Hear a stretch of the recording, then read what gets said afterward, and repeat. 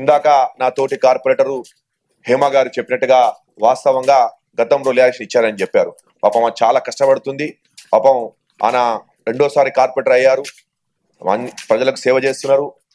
వాస్తవంగా మ్యారేజ్ కావాల్సిన టైంలో కూడా లేదు, ప్రజలకు సేవ చేస్తా అని పాపం పట్టుబట్టి పాపం మా అక్క అరే రాదు హేమ తారీఫ్ చేసినా కష్టమే ఉన్నది అంటే అన్నామంట గూగుల్. మళ్ళీ అనకపోతే ఇబ్బంది ఉంది. మళ్ళీ మంచి కోసమే మాట్లాడుతున్నా, మళ్ళీ సేవ గురించే మాట్లాడుతున్నా, అన్ని మీరే చెప్తారు. ఇక తారీఫ్ కన్నా వాస్తవంగా సర్వీస్ చేస్తుంది. మా గూగుల్ అని తప్పకనుకోండి, అంటే మన తప్పకనుకోవద్దు. పాపం అమ్మ గూగుల్లో జాబ్ చేసేది, జాబ్ రిజైన్ చేసి వచ్చి టోటల్ గా ప్రజాసేవలు వచ్చి సర్వీస్ చేస్తుంది. మేడం గౌరవ మేయర్ గారు సర్వీస్ చేస్తున్నారు అంటే పాపం వాళ్ళ నాన్నగారు పెళ్లి చేసుకోమన్నా కూడా చేసుకొని తప్పకుండా ప్రజాసేవ చేయాలని చెప్పి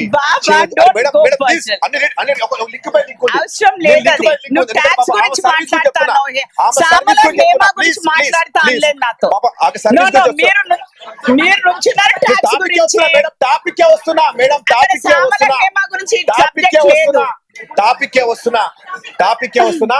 అయితే చాలా సర్వీసు ఆలోచన చదువుకున్న పీజీ చేసే తెలంగాణ ఆడబడుచు పనిచేస్తుంది. అయితే ఆమె చెప్పినట్టుగా సబ్జెక్ట్ ఉంది అక్కడ, చాలా కష్టం. ఎందుకంటే ఆమె ఒక స్లమ్ ఏరియా, నాది కూడా స్లమ్ ఏరియా కాబట్టి. ఇందాక నా తోటి corporator Jubilee hills corporator Venkatesh గారు చెప్పారు, రెసిడెన్షియల్ పర్పస్ నా పర్మిషన్ తీసుకొని రాత్రి కమర్షియల్ గా మారిపోతున్నారు. పబ్బులు తెలుస్తున్నాయి, బార్లు తెలుస్తున్నాయి, పబ్బులు బార్లు షాపింగ్ కాంప్లెక్స్ చేస్తున్నారు. ఇంకోటి ముఖ్యంగా ఓయో హోటల్స్ చేస్తున్నారు. చూసుకుంటే జిహెచ్ఎంసీ రికార్డు చూసుకుంటే మాత్రం రెసిడెన్షియల్ పర్పస్ వెంటనే కమర్షియల్ చేస్తున్నారు. అలాంటి వాళ్ళపైన మీ యొక్క ఆధ్వర్యంలో గౌరవ కమిషనర్ గారిని కోరుతున్నారు ఏంటంటే, విజిలెన్స్ ఎంక్వైరీ పెట్టి రెసిడెన్షియల్ గా పర్మిషన్ తీసుకొని రాత్రి పబ్బులుగా మార్చుకున్న వాళ్ళు, రాత్రిగా ఓ యాప్ గా మార్చుకున్న వాళ్ళు, అదే రాత్రి షాప్స్ గా మార్చుకున్న వాళ్ళు, కమర్షియల్ యాక్టివిటీ చేస్తున్న వాళ్ళ పైన వెంటనే అవన్నీ కూడా సీజ్ చేయాలి. వాళ్ళపైన 10 ఇంతలు ఎక్కువగా వాళ్ళ మీద ట్యాక్స్ వేయాల్సిందిగా మీ ద్వారా కమిషనర్ గారు కోరుతున్నా.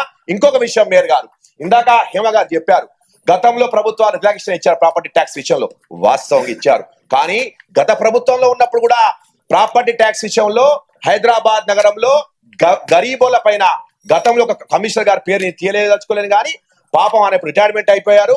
ప్రాపర్టీ ట్యాక్స్ బల్దియా పైన కట్టకపోతే నియంత వ్యవస్థ లెక్క వాళ్ళ ఇంటి పైన డెబ్రీస్ బిల్లు తీసుకొచ్చి పెట్టారు. కడతావా బిందిస్తా, లేకపోతే కట్ట అని చెప్పిన రోజులు కూడా ఉన్నాయి. బాధాకర విషయం. అప్పుడు మేము డిప్యూటీ మేయర్ గా లేము, ఒక ప్రజాప్రతినిధిగా లేనప్పుడు కూడా ఒక విద్యార్థి నాయకుడు ప్రశ్నించాం, వాడు ట్యాక్స్ కట్టనంత మాత్రాన వాని ఇంటి ముందు డస్ట్బిన్ పెట్టడం,